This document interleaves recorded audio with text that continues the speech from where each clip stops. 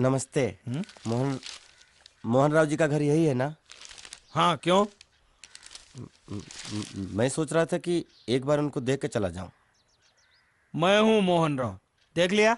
चले जाओ। जी धन्यवाद। मुझे देखना है। क्या है? मैं लंगोटिया जीतू का मरा हुआ यार हूँ। क्या? मैं मतलब मरे हुए जीतू का लंगोटिया यार हूँ। क्या? था। थी। है हो है? ही हूँ हूँ। अरे क्या हूँ? बेवकूफ, तुम्हारा पेज हिला है क्या? क्या काम है?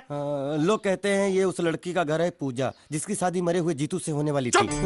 खबरदार जो उसका नाम इस घर में लिया तो। हाँ अच्छा ठीक है, चलो नाम नहीं लेते हैं। क्या मैं उससे मिल सकता हूँ? वो यहाँ नहीं रहती। उसे मिलना है तो जाओ उसके पति के घर। पति के घर? हाँ, पति पति पति काय का पति। थू! और कुछ है? अब उसके बारे में एक भी लफ्ज निकाला ना तो चले जाओ यहाँ से। जान बची तो लाखों पाए लौट बुद्धू घर को आए। भगवान, ये तो वो है। ये कौन है?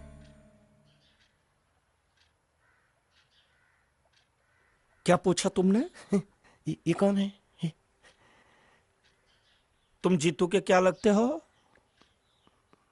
हा? क्या? तो तुम्हें पता नहीं है कौन है? मैं तुम्हें अभी समझाता हूं।